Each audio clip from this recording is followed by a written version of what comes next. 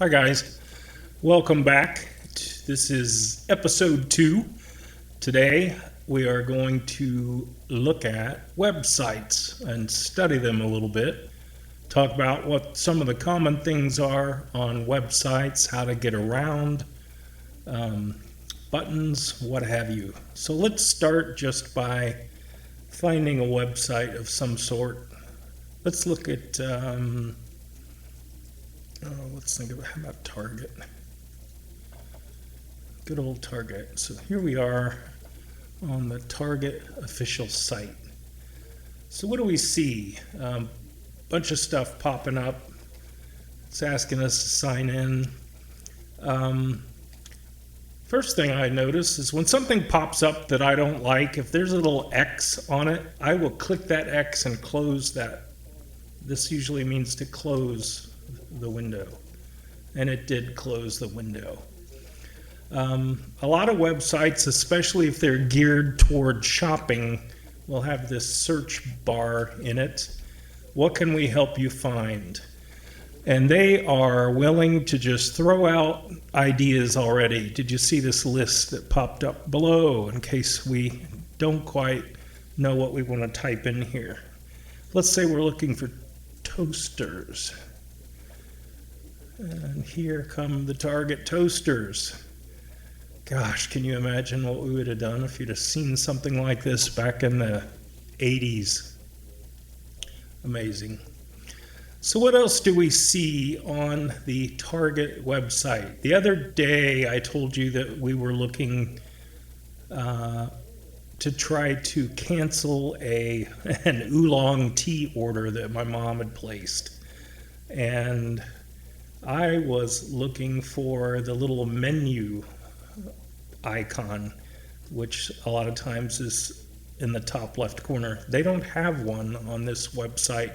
The other place that I'll often look for how to contact a place is at the very bottom of their site. So I've scrolled to the very bottom to where I can't scroll any farther, and then you'll sometimes see these type things. Careers, news, targets, press center, blah, blah, blah. We're looking for, there it is in the help. Contact us. Click contact us, and here's different ways to contact them. You can ask a question. Is it about the store experience, the registry, pharmacy, corporate information, stores? Well, they don't give us a phone number, do they? Maybe if we knew, maybe it was about an order. If we clicked this one,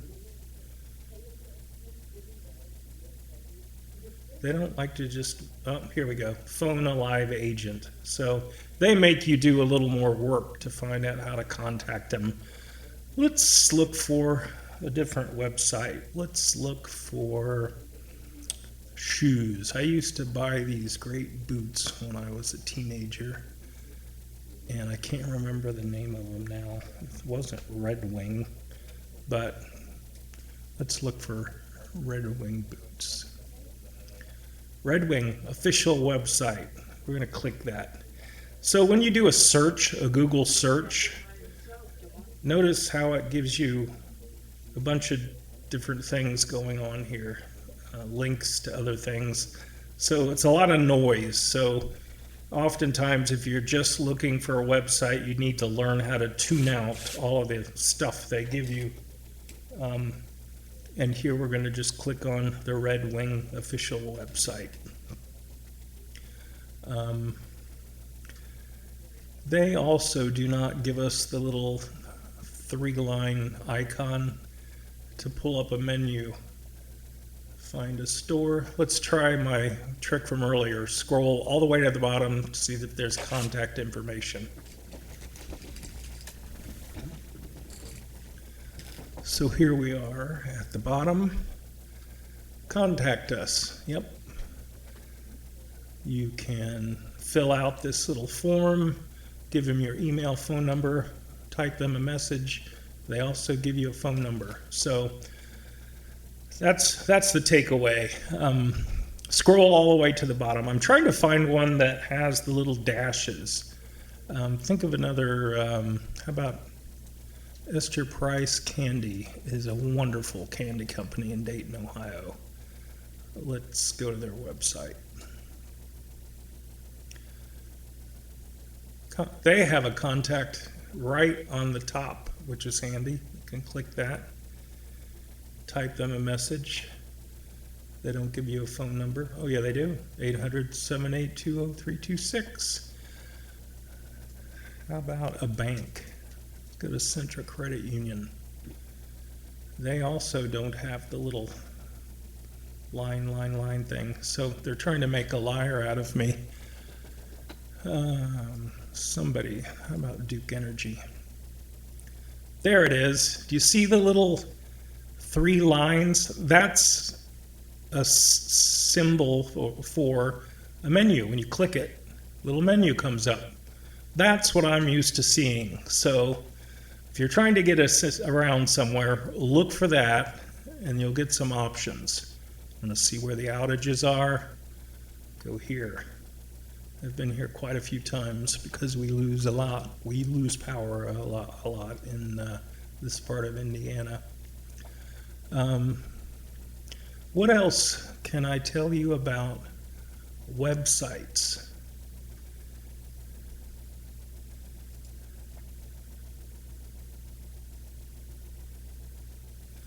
A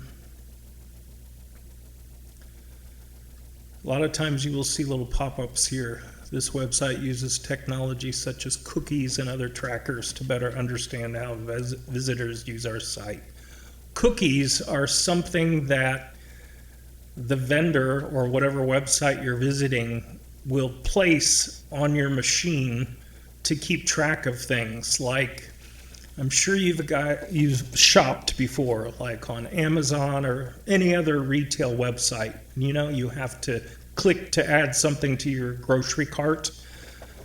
You might find, the first item, you put it in your cart, you want to go shop for some more stuff, you find a second item, put it in your cart.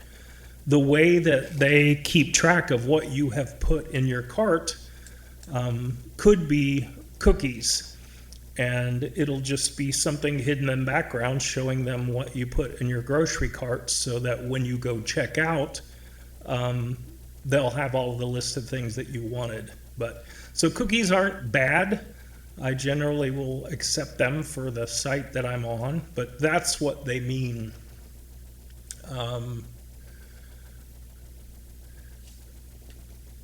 You've seen how when you hover over certain things, other things will pop up. This probably works better for when you are on a home computer and you're using a mouse, because otherwise you're using your finger and you have to actually touch the item. Whereas here, I'm on my home computer right now and I'm just moving the mouse. I'm not clicking anything. So just by hovering over the word furniture, all this stuff pops up. When I hover over rugs, these things pop up. So that's one difference, I guess, between looking at a website on your phone versus looking at it on your home computer. If I click on an item, it'll go directly to a different page.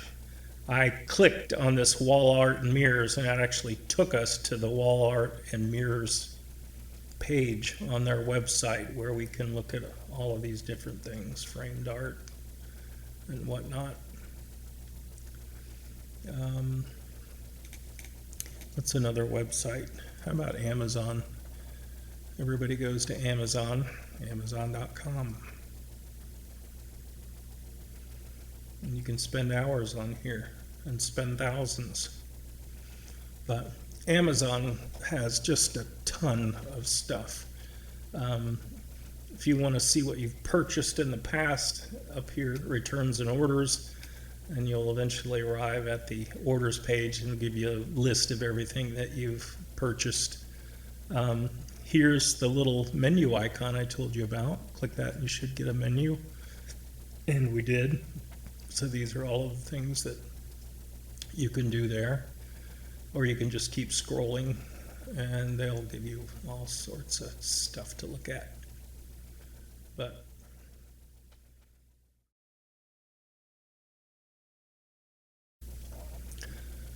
one thing I want to mention to you about your online experience, whether it be shopping, Facebook,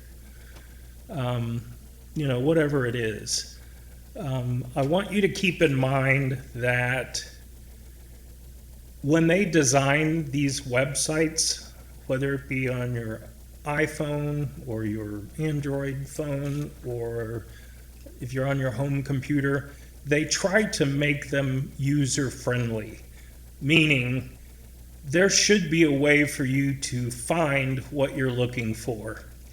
They don't try to trick you most of the time, hopefully. They try to make it easy for you to shop, to, if it's keeping the list of items you've purchased, they try to make it easy for you to add items to your grocery cart, to check out, to find help, what have you. It's not this big mystery. So keep in mind, right? Don't give up. I see people just get frustrated, and if they don't easily see the answer, they get frustrated or mad, and they close out, and they don't want to deal with it. Well, as I keep telling my mother, it's supposed to be user friendly. It's right in front of you. Generally, there's going to be a button. There's going to be a list that'll pop up. Just like the icon I was talking about a few minutes ago with the 3 lines, that will bring up a menu, and then hopefully you can find the place that will eventually get you to your answer. So keep that in mind. Try not to get frustrated. Don't give up. Really look at the information that's presented. It's small a lot of times. You have to look carefully. I would suggest if you have a home computer, use it. Don't, especially if you're having trouble with your eyesight or you don't see things as good as maybe you did in the past. Use a home computer or use an iPad. Use something with a bigger screen so that you can see icons and text more clearly. That will really make it a lot more simple for you.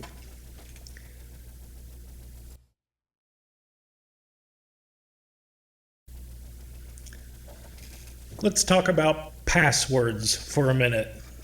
Passwords are important. Please write down your passwords. Have one place where you keep your passwords and don't let anybody else know about it. Passwords are generally, most websites are forcing you to make your passwords a little more difficult to guess. They'll require a certain number of special characters, numbers, letters, maybe capitalization.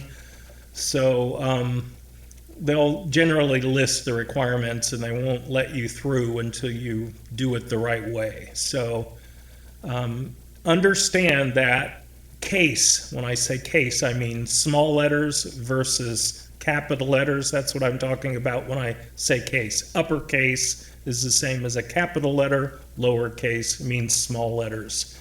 When you create a password, make sure that you can tell which letters you meant to be capital, right? Maybe you start the sentence with capital, say your dog's name is Benji, and you want the B to be capital. So you've got capital B, E-N-G-I-E. Maybe you've got a dash or an underscore and then some number and then a pound sign or an @ sign.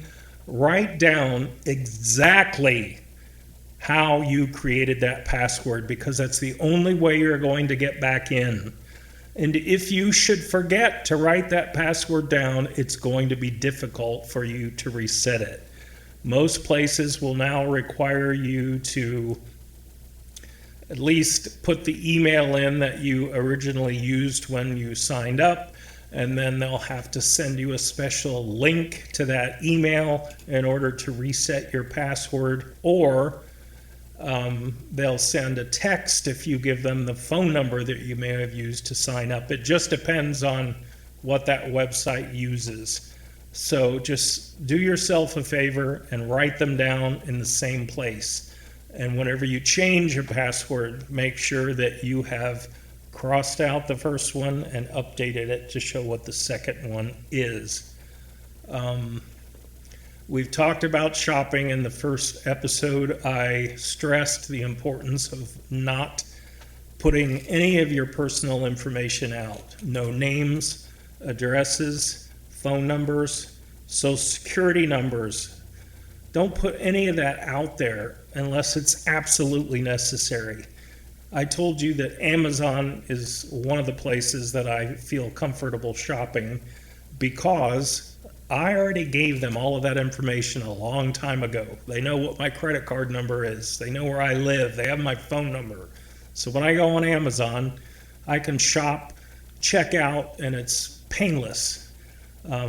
They immediately will charge my credit card, and I know the stuff will be on its way. So that might be something to keep in mind if you are going to be doing some shopping. Don't just fall for these items that pop up on Facebook and they want you to purchase them, because you'll have to put your information in again. Instead, see what it is they're offering and then go to Amazon and search for it. A lot of times Amazon will have the same stuff that they're trying to sell you on Facebook. I want to thank you for tuning in again tonight for episode 2. I hope to put more content out very soon. I want to do a series on just the iPhone, since it's what we use in my family, and some common things that you will run into, or maybe that I know that have been troublesome for some folks. So look for that to come next. Thanks again. Hope you all have a great rest of the week. Take care.